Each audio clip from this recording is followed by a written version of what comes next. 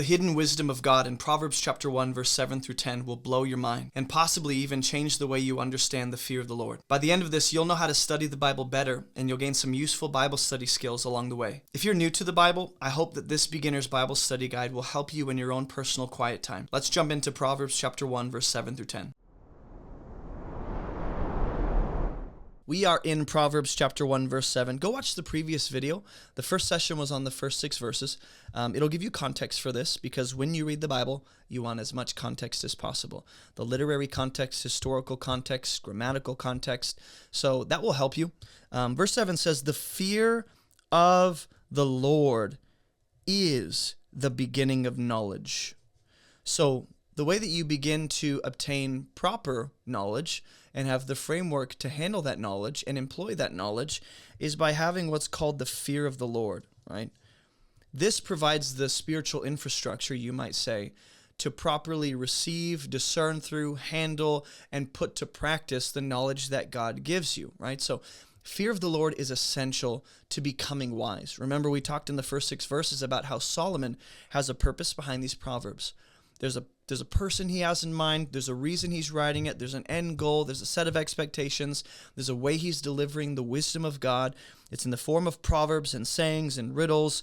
But before we even get to that, the starting place, the first step along the journey of becoming a wise individual that walks in holiness and godliness and righteousness and is led by the Spirit is to have a proper reverence and awe of God. There is a proper trepidation, a fear of the Lord that isn't, I'm terrified he's going to strike me down. It's not a fear of dying. It's a fear of the Lord, knowing what he could do and knowing that he won't do that to me because I'm in Christ, but also being aware of just how magnificent and supreme he is. So there is a proper reverence and respect and awe we bring to the Lord.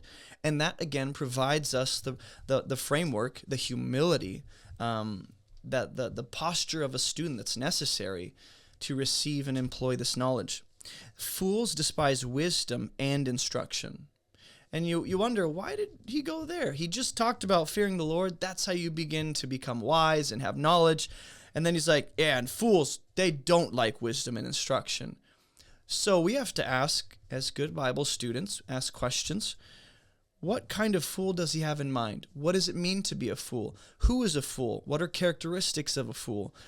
At least they are those who despise wisdom and instruction. And at least that involves what we saw in the first half of this verse, which is to fear the Lord. So we can say fools do not fear God, which means when they come across opportunities to become wise or obtain knowledge, they don't have the reception, the humility, the posture of a student, or the childlikeness necessary to receive the wisdom that God is wanting to give them. And Solomon is essentially saying you can be wise and fear the Lord, or you can be a fool and despise not only God, but all of the wisdom he's trying to give you to build the proper life. Okay, so verse 8. Notice the transition here. This is helpful when you read the Bible. Pay attention to the main ideas of whatever you're reading. Pay attention to how new ideas are introduced and current ideas are expanded on. Pay attention to that because there is intention behind transitions, right? So watch. Hear, my son, your father's instruction. So we just talked about fools. We just talked about fearing the Lord. And now he's calling his son to listen to, not just let the words go through his ears, but to actively engage his mind in receiving and processing what it is his father's saying, like care enough to think about it and receive it and really listen. We know the difference between hearing and listening, right? So here, this is not just the words traveling through the ears. This is an active, conscious effort to listen. They're locked in, they're engaged to the father's instruction, which means the father is trying to instruct his son out of whatever degree of foolishness or whatever dimensions of foolishness he has. So we should pay attention to that transition. He just talked about a fool, and now he's like, my son.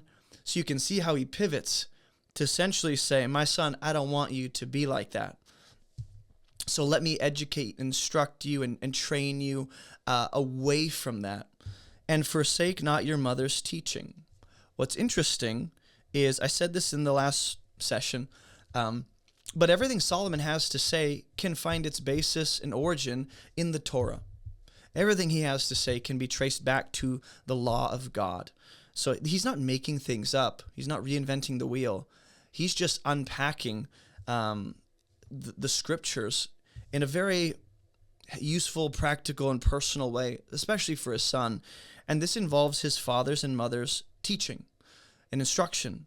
So I guess this assumes that your father and mother are instructing you in the ways of God and teaching you the word of God.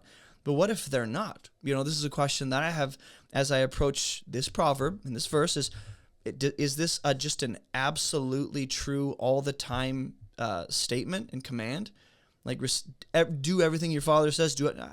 Obviously, we know that's not the case, because when you read the New Testament, Jesus talks about like being more committed to him and his word than even your parents that are trying to lead you away from him and his word. So there is a degree of we respect, we honor, we show appropriate, due reverence to our parents, even as adults, and consider their opinion and weigh what they have to say. But ultimately, their instruction and teaching doesn't drive our lives. In this context, though, for the son, his father is presenting him the instruction of the Torah. And the mother's going to be a part of this later on. The mother is teaching him the ways of God. So it's funny that wisdom will often come in unattractive packaging. The kind of packaging that's not appealing to us, not desirable. And we're like, I'd rather that wisdom come in a different form. Can it come through a friend I like and not the parents that I have frustrations with? This is the beauty of wisdom, as we're going to see. And I only know this because I've read the rest of Proverbs. So you might not have read Proverbs at all. This is your first time maybe. And so I know that the rest of Proverbs will talk about how wisdom is crying out in the streets to everyone, anyone who's passing by, in the common places, in the royal places, in the low places. Wisdom is everywhere, right? Because of that, wisdom is even on the lips of your parents. Not only, but at times wisdom is found. God is offering wisdom through your parents' teaching and instruction, and it takes discernment, it takes humility, and it takes a childlike faith and dependence on God to recognize and to be open to that. Right, so they are a graceful garland for your head and pendants for your neck. Notice the emphasis on these two body parts. And you go, well, obviously those are the two things that people are kind of first going to see and notice on a person is, their head and their neck. It's where naturally our gaze is going to go. And so you would expect something to be covering the head and the neck that's supposed to be beautiful, some kind of pendant, some kind of luxurious covering. And in this context, what is, attractive and appealing about this person is that they're covered in the wisdom and the instruction of their parents. It's something that you see. And we should ask questions like, why is the neck emphasized and why is the head? And I already said that because usually, I guess, one of the things to consider is that is going to be where your eyes are first drawn when you see a person, likely. For people that hate eye contact, probably not. But the head and the neck I'm thinking about the Torah, and God does tell Israel, and this is what we do when we read the Bible. Just a little example is when we come across a word or idea or phrase that makes me think of another story or another scripture, follow that train of thought. Right? Just entertain the idea that there's some kind of connection and let the Spirit of God confirm that. So I think of how God tells Israel, hey, write my laws on your hands. Write them on your forehead in between your, as frontlets for your eyes. Write them on your doorpost, right? So it emphasizes the doing with the hands, the thinking with the mind, and the going with the feet, wherever you end up going. So could this be, a reference to that? Where just as essentially Solomon is saying, look, I'm offering you the wisdom of God that he says you ought to kind of wear on your head and have consuming your mind, and I'm offering you that so that you can have it as this graceful garland that people see. So let's think about this thing, the pendants and the garland, or rather the garland and the pendants. These are visible things that people recognize. And they go, wow, that's very beautiful. Or that's very shiny, right? That's very attractive and appealing. Like that looks good, right?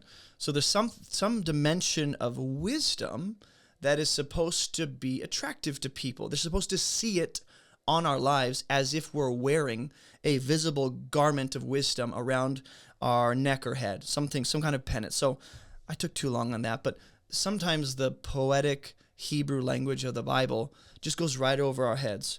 And we don't speak in like these analogies. We don't speak with these metaphors. We don't speak in this kind of poetic way. But it's supposed to emphasize, he could just say, hey, do what I say. But he's saying it in a very poetic way that,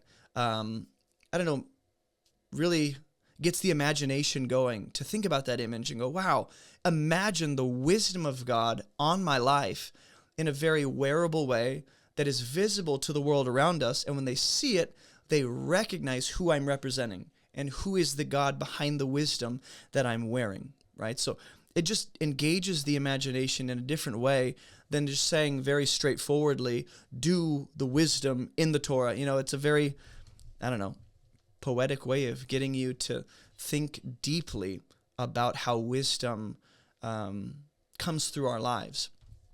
It's supposed to get people's attention, right? Hey, if you don't know me, my name is Jason, and I have some free gifts for you on our website at abovereproachministry.com. Maybe you want to learn how to study the Bible. We have free Bible classes just for you. Are you maybe a newer believer? Go ahead and check out our Christianity 101 Foundations course. Maybe you hate videos. Well, we have a podcast, so you can listen to all of our messages on whatever podcast platform you prefer. Maybe you want to join or start a discussion group. Check out our map of all the current armed discussion groups all around the world. And do you maybe live near Greenville, South Carolina? If you do, you should check out our church. Visit movementchurchsc.com for more information. And if you'd like to partner with us financially, you can snag a copy of my book, Fruitful, or head over to the donate page and donate through debit or credit card, PayPal, Cash App, Venmo, Patreon, or even mail a check to P.O. Box 509 Inman, South Carolina. And if you want to make a ministry connection, feel free to reach out to me on our website. All right, I know that was a lot, but I'm done. So let's get back to the video.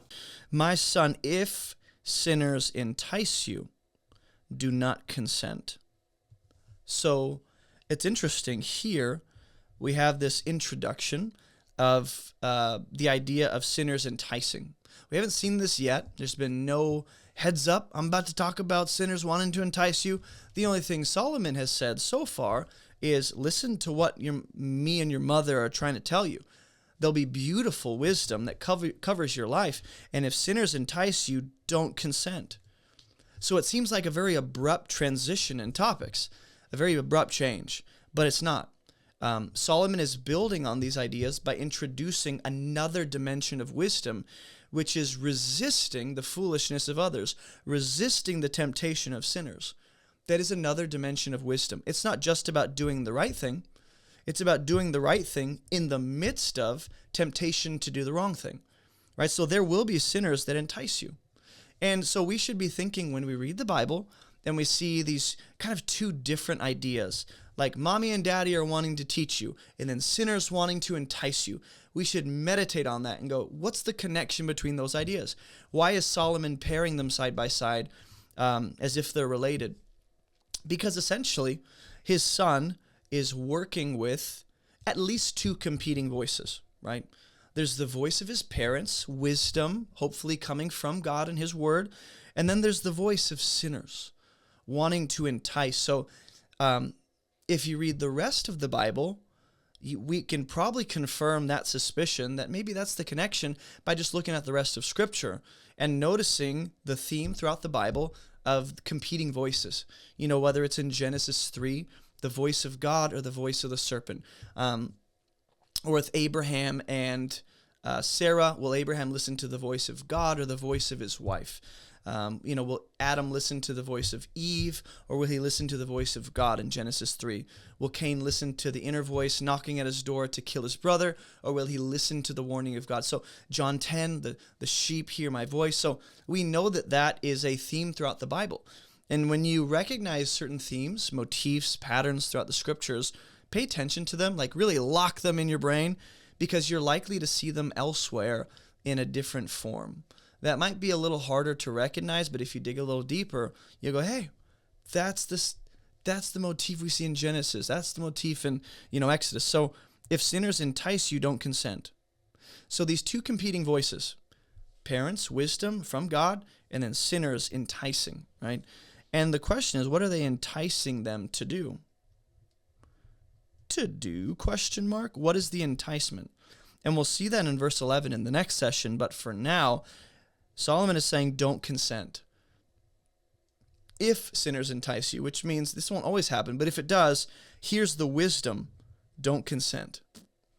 And part of that ability to resist sinners involves actively listening to the wisdom God is offering you throughout your life. That's how verse 8, 9, and 10 connect. Is when you come across sinners, you're already covered in the wisdom. You've already been embodying the wisdom of God. You've been walking in his ways. You've been applying his word and following his spirit. It's as if you're covered in his wisdom. People can see that. So by the time you get to sinners and come across temptation, you have already kind of made your decision. And you're more likely to resist temptation because Romans 6 talks about how sin kind of begets more sin and righteousness will beget more righteousness. So it becomes easier to do that thing the next time, right? So there is a sense in which every time I choose to receive the wisdom God is offering through my parents, through scripture, through wherever, okay, I am more likely to resist temptation when it comes my way, or sinners. It's as if God is strengthening you for the test he knows is coming.